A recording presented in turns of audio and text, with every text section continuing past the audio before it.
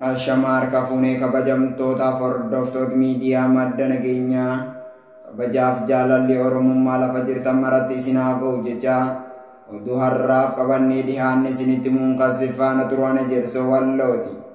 Oduu keenya jalqabaatiin kaaba Oromiyaa godina Walloo keessatti saamicha dararaa fi hidhaan cimee itti fufee jiraachuun himame.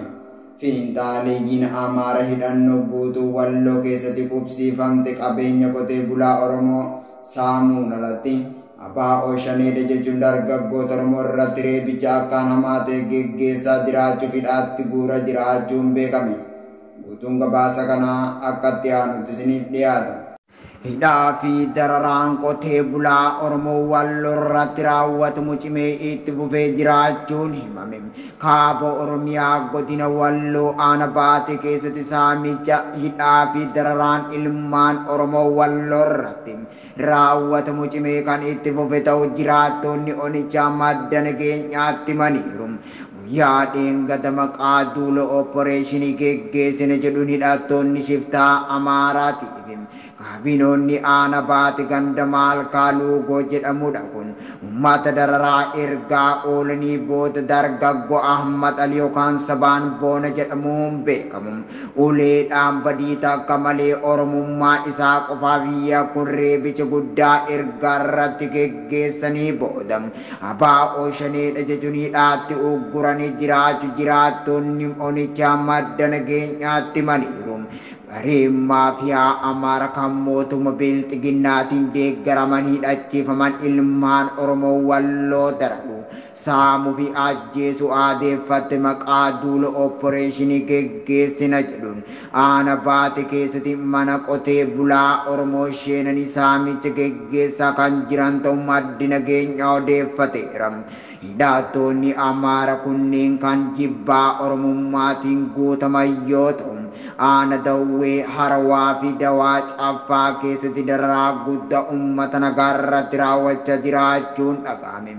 Akka jiraatan Aana Baatee bilbilaan dubbifne tokko jedhutti shiftaan Amaara kunneen ganda Maalkaa Luugoo Araddaa Iidaa jedhamu keessatti mana qotee bulaa sheenuun sakataa'iinsa geggeessaa jiru akkasumas abaa'oo shanee waliin hidhata qabduuf qallabaa jirtu jechuun uummata akka malee dararaa kan jiran ta'uu dubbatu. Maddi keenya garasii madda nageenyaa dubbise. Qotee bulaan Aana Baatee ganda Maalkaa Luugoo halkan hidhattoonni shiftaa Amaara nurratti bobbaafamaniiti. Nu fixan jedhanii yaaddoo keessa galuurraan kan kee halkan ciisanii bulaa akka hin jirre dubbatu. Maddi keenya garasii madda nageenyaa dubbise. Itoophiyaa keessatti daa'imman miliyoona 4.1 ol ta'an sababa walitti bu'iinsa hongee mudateen barnootaan ala ta'aniiru jedhe UNICEF. Bal'ina isaa Abdallaa Mewaan qindeeffate qaba. Itoophiyaa keessatti daa'imman miliyoona 4.1 ol ta'an sababa walitti bu'iinsa hongee barnootaan ala ta'aniiru. Dhaabbata mootummoota gamtoomanitti fandii hatattama daa'immanii idil addunyaa UNICEF dhimma hordoffii damee barnoota Itoophiyaa ilaalchisee gabaasa baaseen Itoophiyaa keessatti manneen barnoota 3,861 ta'an sababa walitti bu'iinsaan bara barnoota 2022-2023 akka hin banamneef sanaanis daa'imman miliyoona 2.89 ta'an akka miidhaman gabaaseera. Kana malees miidhaa hongeen geessaa jiruun manneen barnootaa 339 cufamuu fi sababa kanaan daa'imman miliyoona 1.29 ta'an irratti miidhaan ga'u ibseera. Bara barnoota haaraa 2022-2023 kan fulbaana 2022 eegaleen galmee barattootaa karoorfamee ture irraa dhibbentaan 45 gadi bu'uu ministeerri barnootaa beeksiseera. Kunis sababa wal dhabdee hongee fi lolaatiin dhiibbaa hamaa barumsa irratti ga'u agarsiisa. Ragaan kilaastira barnootaa irratti hundaa'uun walumaa galatti daa'imman miliyoona 2,977,752 barnoota irraa ala ta'aniiru. Kana malees daa'imman miliyoona 1.3 sababa wal fakkaatuun kan miidhaman yoo ta'u haa ta'u malee ammas barnoota isaanii itti fufaniiru. Daa'imman miliyoona tokko tuqaa sadi kun deeggarsa giddu seentummaa barbaachisu yeroon kennuu yoo dadhabame barnoota ala ta'uu danda'u. Lolaan naannolee Gaambeellaa, Amaaraa, Affaar, saboota sablammootaaf uummattoota kibbaa, uummata kibba lixa Itoophiyaa, Sidaamaa fi Oromiyaa keessatti barumsa irratti dhiibbaa geessaa jira. Gaambeellaa keessatti daa'imman 70,000 sababa dhiibbaa lolaatiin mana barumsaa kan hin seenne yoo ta'u, manneen barnootaa 125tti siqan manneen barnoota Gaambeellaa keessatti argaman keessaa 27% kan ta'an sababa dhiibbaa lolaatiin bara barnootaaraaf hin banamne.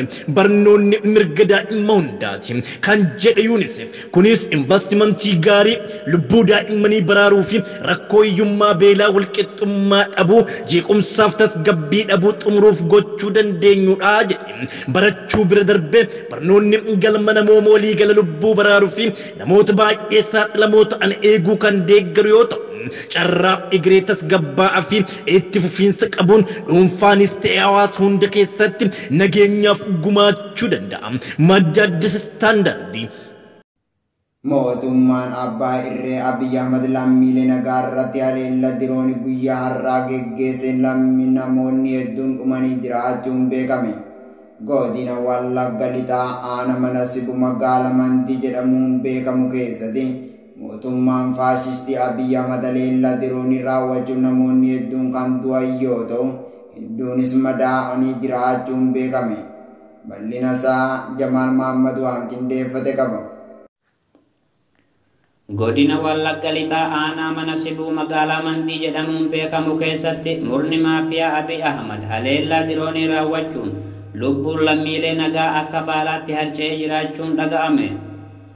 Mootummaan PP biyyan bulcha ofiin jedhu aangoo dheereffachuuf jecha uummata ofii bulchaa jiru irratti haleellaa diroonii nammaleeyyii fayyadamuun duguuggaa sanyii kutaalee Oromiyaa garaagaraa keessatti guyyaa guyyaan gaggeessaa kan jiru yoo ta'u, lubbuun namoota nagaa kumaatamaan lakkaa'aman dhumaa kan jiran ta'uun beekamaadha.